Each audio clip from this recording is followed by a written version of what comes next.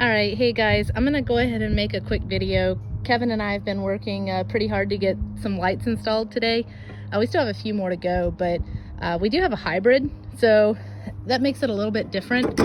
Hang on one sec while I get the hood open. All right, so you can see we have the ditch lights installed, and I also got Kevin installed the light bar today, and everything works. So here's what we did. Grab the box over there. We bought a switch for the car, and it's installed right here. The wiring's kind of messy because we literally just finished it. We'll probably wrap it in some electrical tape and convoluted tubing. Convoluted tubing is what Kevin says we use. This is the switch panel that we used.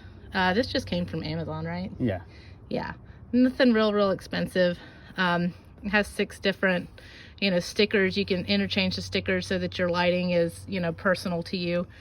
And again, there's that fuse box that all the wiring runs to. Now in the hybrid, the battery is in the back, it's in the trunk. So that was one of the things that, I mean, you can look, there's no battery up here. But what we do have is this fuse box, and so a couple of modifications here to the fuse box. So this right here, this is always live. This has power going to it all the time. So that's where we ran our power cord. So this, if you follow it on around, goes back to the fuse box. And then this is the other power cable. So this is your accessory backlight. What we did, or what I did, is I used the 7.5 amp fuse, and I connected it to one of the USB ports. So he used an add a fuse here. So this actually plugs into the fuse here, and it allows you to add that extra fuse there, but it has this wiring going out, so we could attach the wiring.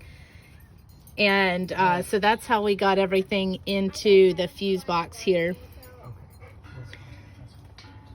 And then we've got, there's a ground. Here's the ground that runs over here. We got the ground hooked in right back here. So this allowed us to, get the power to the fuse box, to get the wire through into the cabin. That was a little bit more of an adventure.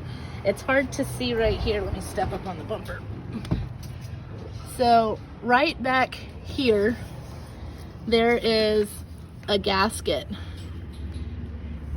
and where the wire goes through, there's a gasket.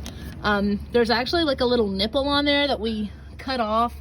The hole was very small though, so what we did was we wound up cutting it all the way through to the right, like off to the side, and we actually kind of had to pull the gasket all the way off and pull the wire through on the side, and then put the gasket back into place, kind of sliding the big thick wire. This is a big bundle here. Slide it into that hole that we created. So from the inside, you access that by popping this panel off right here and this panel. So these literally just pop off.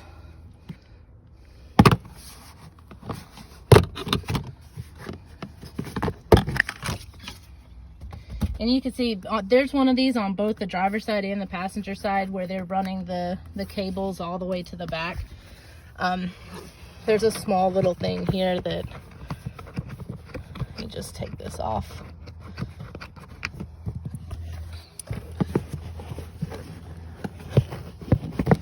And then this just pops right off. And then this lower panel, I'm not going to take this off because we should have made this video when we had everything off, but there's just some little tabs right in here. See if you can see them. But there's just some little tabs that you can literally just pop right off, and this whole piece comes down, and then the gasket is back up in here. so you can see where our wire runs down. We ran it behind the carpet and back up over here. You can see that kind of goes back underneath the dash, back down. So once you get it run underneath the carpet, you're gonna see that little hole back there. You can actually see the wiring up top coming up, and it goes up and around underneath this dash cover right here. It's for your airbag. And then I've got it run back down right underneath the hood latch, and then it runs up to our switch. Now this switch is pretty cool. It's like $100 on Amazon for the whole kit, and like Jenna was saying, it's got the replaceable switch labels. But once you turn the vehicle on, I don't know if you'll be able to see it.